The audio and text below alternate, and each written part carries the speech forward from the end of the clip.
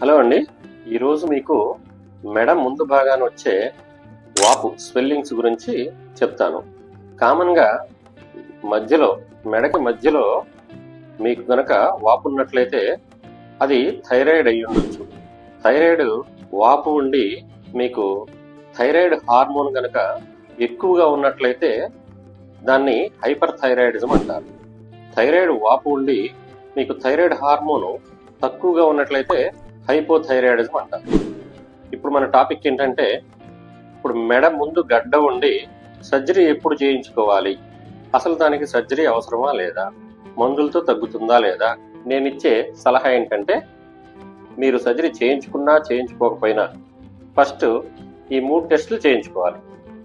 Number 1 ultrasound scan చేయించుకోవాలి. దాంట్లో thyroid swelling ఎక్కడుంది, ఎలా ఉంది అనేది తెలుస్తుంది. నెక్స్ట్ థైరాయిడ్ ప్రొఫైల్ అంటారు, hormonal profile T3, T4, TSH. Next FNAC అంటారు, సూది పరీక్ష. అయితే ఆ 3 కానీ మీరు చేయించుకున్నట్లయితే మీకు గనక thyroid swelling, diffuse hyperplastic thyroid అని కానీ, థైరాయిడైటిస్, ఎక్యూట్ థైరాయిడైటిస్ అని కానీ ఉన్నట్లయితే దానికి సర్జరీ చేయించుకోక్కర్లేదు. ఒకవేళ మీకు హషిమోటోస్ థైరాయిడైటిస్ ఉన్నా కానీ, మీకు నెక్స్ట్ సాలిటరీ నాడ్యూల్ థైరాయిడైటిస్ ఉన్నా కానీ, లేకపోతే మల్టీనాడ్యులర్ గైటర్ ఉన్నా కానీ, నెక్స్ట్ కార్సినోమాస్ ఏదైనా ఉన్నా కానీ మీరు సర్జరీ చేయించుకోవడం ఉత్తమం.